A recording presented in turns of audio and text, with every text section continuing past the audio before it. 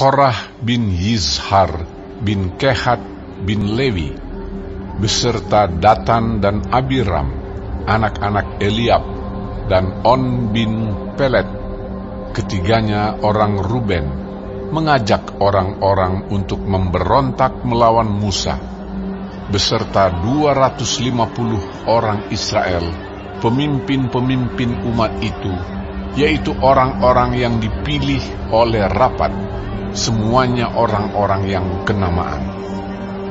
Maka mereka berkumpul mengurumuni Musa dan Harun, serta berkata kepada keduanya, "Sekarang cukuplah itu.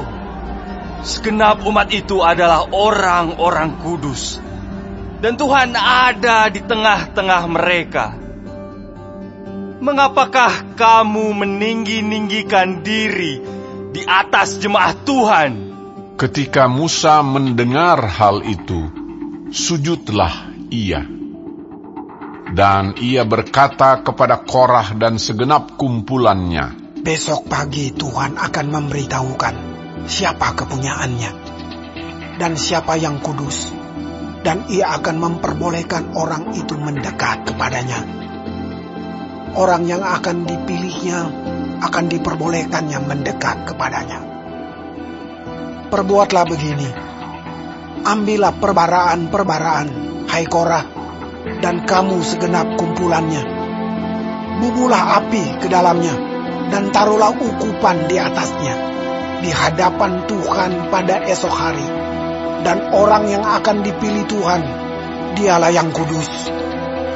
Cukuplah itu, hai orang-orang Lewi."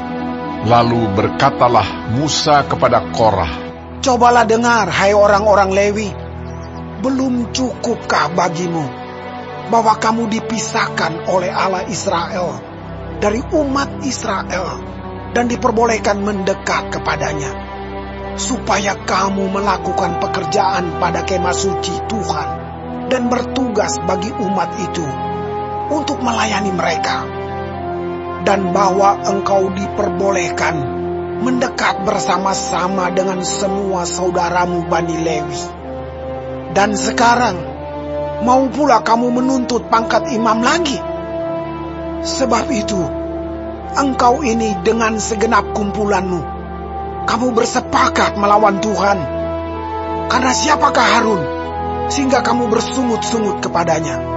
Adapun Musa telah menyuruh orang untuk memanggil Datan dan Abiram, anak-anak Eliab, tetapi jawab mereka, "Kami tidak mau datang.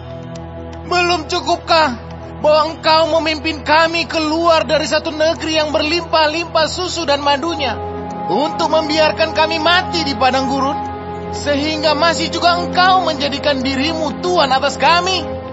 Sungguh, engkau tidak membawa kami ke negeri yang berlimpah-limpah susu dan madunya, ataupun memberikan kepada kami ladang-ladang dan kebun-kebun anggur sebagai milik pusaka. Masakan engkau dapat mengelabui mata orang-orang ini? Kami tidak mau datang." Lalu sangat marahlah Musa, dan ia berkata kepada Tuhan, "Janganlah perhatikan segala persembahan mereka. Belum pernah aku ambil satu ekor keledai pun dari mereka, dan belum pernah aku lakukan yang jahat kepada seorang pun dari mereka." Lalu berkatalah Musa kepada Korah, "Engkau ini dengan segenap kumpulanmu harus menghadap Tuhan, engkau dan mereka dan Harun pada esok hari. Baiklah kamu masing-masing membawa perbaraannya membubuh ukupan di atasnya. Lalu kamu mempersembahkan masing-masing perbaraannya ke hadapan Tuhan, 250 perbaraan. Juga engkau ini dan Harun masing-masing harus membawa perbaraannya." Maka mereka masing-masing membawa perbaraannya, membubuh api ke dalamnya, menaruh ukupan di atasnya. Lalu berdirilah mereka di depan pintu kemah pertemuan, juga Musa dan Harun. Ketika Korah mengumpulkan segenap umat itu melawan mereka berdua di depan pintu kemah pertemuan, tampaklah kemuliaan Tuhan kepada segenap umat itu. Lalu berfirmanlah Tuhan kepada Musa dan Harun, "Pisahkanlah dirimu dari tengah-tengah umat ini, supaya kuhancurkan mereka dalam sekejap mata." Tetapi sujudlah mereka berdua dan berkata, Ya Allah, Allah dari roh segala makhluk, satu orang saja berdosa. Masakan engkau murka terhadap segenap perkumpulan ini? Maka berfirmanlah Tuhan kepada Musa, "Katakanlah kepada umat itu, pergilah dari sekeliling tempat kediaman Korah, Datan, dan Abiram."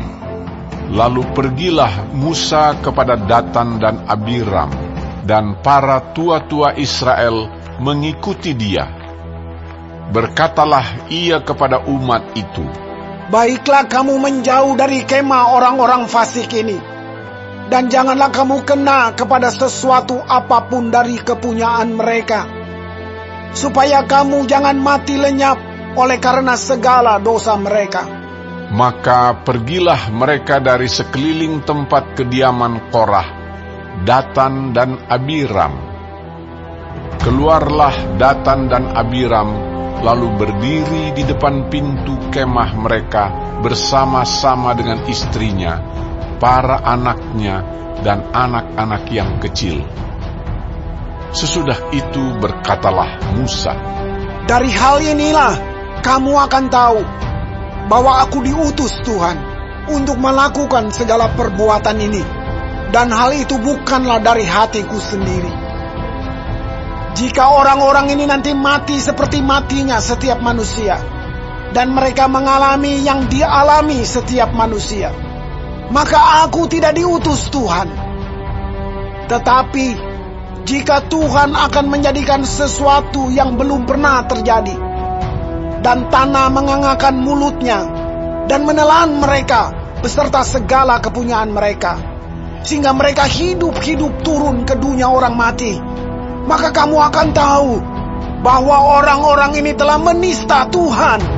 Baru saja ia selesai mengucapkan segala perkataan itu, maka terbelahlah tanah yang di bawah mereka, dan bumi membuka mulutnya dan menelan mereka dengan seisi rumahnya, dan dengan semua orang yang ada pada Korah, dan dengan segala harta milik mereka. Demikianlah mereka dengan semua orang yang ada pada mereka turun hidup-hidup ke dunia orang mati, dan bumi menutupi mereka, sehingga mereka binasa dari tengah-tengah jemaah itu.